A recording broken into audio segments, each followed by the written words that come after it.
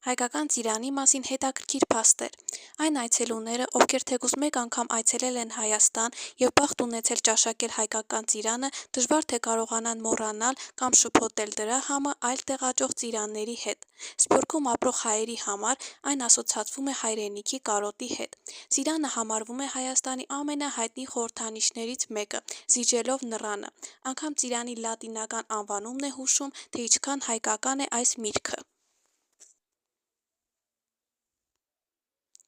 Ծիրանը Հայաստանում հայտնի է եղել դեռևս հնագույն ժամանակներից։ Այն այստեղ աճեցվել է այնքան վաղուց, որ կարծիք կա, թե այն առաջացել է հենց Հայաստանում։ Հնեաբանական պեղումների արդյունքում Գառնիում հայտնաբերվել են ծիրանի կորիզներ։ Շատ գիտնականներ նաև պնդում են, որ Ալեքսանդր Մակեդոնացին ծիրանը Հայաստանից տարել է Հունաստան, ներկայացնելով այն միջերկրածովյան տարածաշրջանին։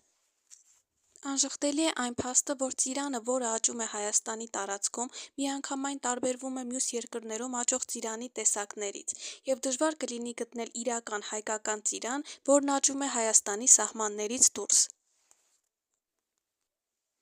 Ըստ մի լեգենդի, ծիրանի ծառը այն միակ ծառն էր, որը Նոյն իր հետ իջեցրեց տապանից և տնկեց հենց այն հողի վրա, որտեղ պետք է բնակվեին մարդիկ։ Ջրհեղեղը բազմաթիվ ծառատեսակներ ոչնչացրեց, բայց ծիրանի ծառը պահպանվեց։ Հայկական ծիրանի յուրահատկությունը։ Հայկական ծիրանը ոչ միայն համով է տարբերվում այլ ծիրաններից, այլ նաև իր յուրահատուկ գույնով։ Այս յուրահատուկ մրգի գույնը ոչ դեղին է, ոչ նարնջագույն, այն ունի հենց ծիրանագույն երանգ։ Գույնի անունը ծագել է հենց ծիրանի անվանումից։ Ծիրանի է կոչվել նաև այն տոնական հագուստը, որը կրել են հայ թագավորներն ու թագուհիները, քանի որ այն նույնպես ուներ ծիրանագույն երանգ։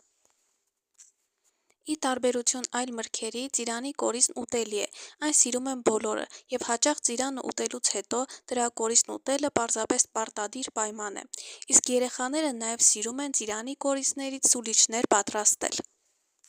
Պատահական չէ, որ հայկական ամենահայտնի երաժշտական գործիքը կոչվում է ծիրանափող, այսինքն ծիրանից պատրաստված փող։ Հայկական դուդուկը պատրաստվում է բացառապես ծիրանի ծառի փայտից։ Հայկական դուդուկի արմատները հասնում են մինչև Տիգրան Մեծի ժամանակաշրջան։ Այս գործիքը պատկերված է նաև մի շարք միջնադարյան մանրանկարչություններում։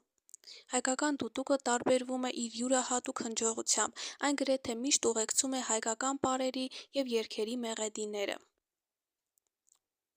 Այժմ էլ դուդուկ պատրաստող վարպետները շարունակում են պատրաստել տարբեր չափերի և տեսակների դուդուկներ։ Շատ վարպետներ փորձել են դուդուկ պատրաստել այլ ծառի փայտից, սակայն այդ դուդուկները չեն ունեցել այն ինքնատիպ հնչողությունը, որն ունեն ծիրանի ծառից պատրաստվածները։ Հայկական դուդուկը և իր երաժշտությունը 2007 թվականին ընդգրկվել են ՅՈՒՆԵՍԿՕ-ի մարդկության ոչ նյութական ժառանգության ցանկում։ Իսկ Ոսկե ծիրանը ամենամյա փառատոն է, որն անց է կացվում Երևանում։ Փառատոնը հիմնադրվել է 2004 թվականին։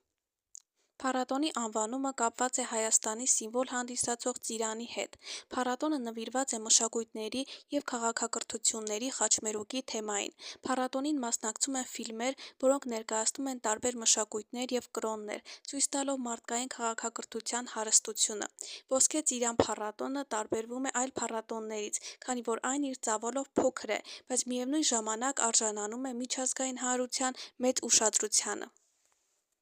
Ֆիլմերը սովորաբար ներկայացվում են երկու միջազգային մրցակցային բաժիններում՝ վավերագրական և գեղարվեստական ֆիլմեր, և յուրաքանչյուր բաժնի համար խաղարկվում են Ոսկե ծիրան գլխավոր և Արծաթե ծիրան հատուկ մրցանակները։ Փառատոնի բացումը մշտապես նշանավորվում է ավանդական ծիրանօրհներգով, հենց այն մրգի օրհնությամբ, որի հետ ասոցացվում է փառատոնի անվանումն ու Հայաստանը։